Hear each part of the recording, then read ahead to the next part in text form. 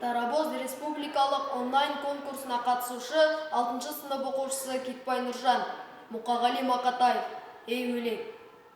Ей өлең, маған тиген еншімедің, бой жазайын қасыма келшіменің, менің саған шамалы жақсылығым, сен де маған әрине көншімедің.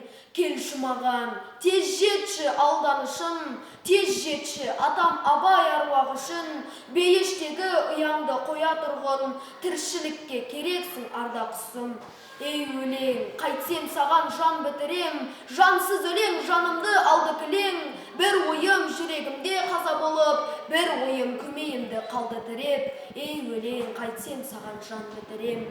Сананы саруайым сарылтқанмен, тынысты тұйық тұман тарылтқанмен, үзбеймін күдерімді жарықтанмен, үзбеймін күдерімді халықтанмен.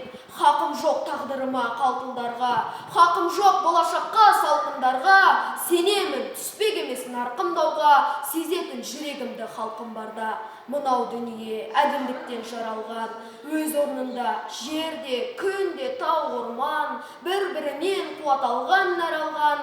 Мынау дүние әділдіктен жаралған, күн барады әділдігін арқалап, әділдігін бөлеп жатыр шартарап. Әділдіктеп жүргеніміз біздердің, бар ғаламға әлемге ортақ салтанат. Мынау өмір әділдіктің тұрағы, мынау дүние әділдіктен тұрады.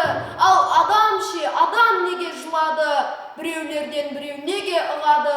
Біреулердің сағы неге сынады?